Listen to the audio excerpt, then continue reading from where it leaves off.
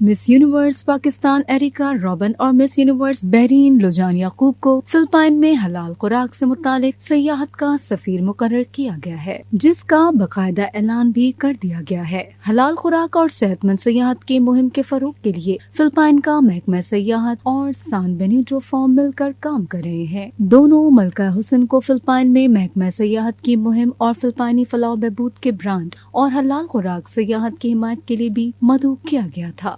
کئی ایوارڈز حاصل کرنے والا ہولسٹک میڈیکل ویلنس ریزورٹ فلاح و بہبود کے فلپائنی برانڈ کو فروغ دینے اور دنیا بھر کے مسافروں کو حلال خوراک کے تجربات فراہم کرنے میں سب سے آگے ہے۔ یہ فلپائن کی پرسکون خوبصورتی اور فلپائنی دلی خدمت اور دیکھ بھال کو فروغ دیتا ہے۔ پریس کانفرنس میں Miss Universe Pakistan Erica Reuben نے کہا کہ میں کسی ایسی چیز کو فروغ دینے کے لیے بہت فخر محسوس کرتی ہوں جو مجھے لگتا ہے کہ لوگوں کو پتہ چلنی چاہیے۔ چونکہ میں پاکستانی ہوں، لہٰذا مجھے ایک مسلم ملک سے آنے پر اور اقلیت ہونے پر فخر ہے۔ فلپائن سے مجھے جو محبت اور حمایت ملی وہ میرے لیے بہت زبردست ہے۔